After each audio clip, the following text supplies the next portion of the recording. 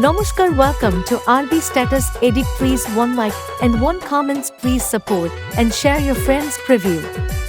करना सीखना है तो वीडियो को लास्ट तक देखना होगा। हाँ तो इस वीडियो को थोड़ा भी स्किप मत करना क्योंकि स्किप कर दोगे तो मिस कर दोगे और मिस कर दोगे तो घंटा समझ में आएगा यार। करते हैं बिना किसी बकचोदी के। लाल साड़ी पोरे तू जैसे नर झाड़े मोरे पिया जाबो আমি মো দিনের ভালোবাসা করে যাবো আমি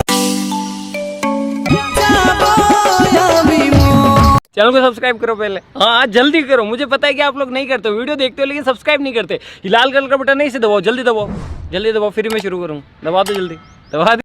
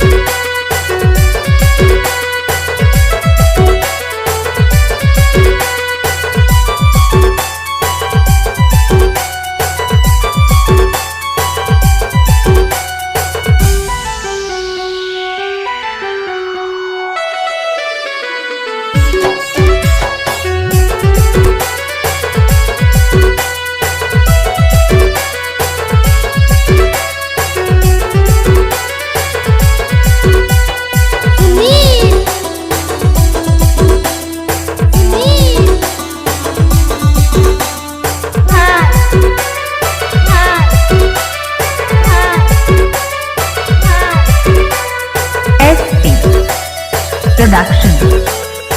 SP Production.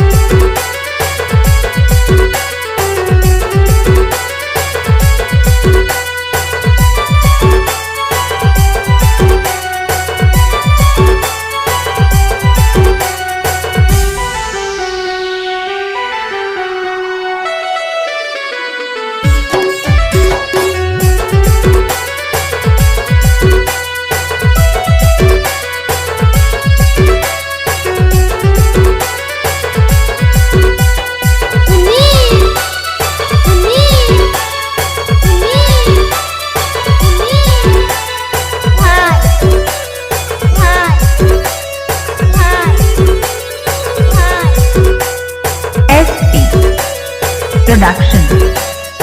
SP Production.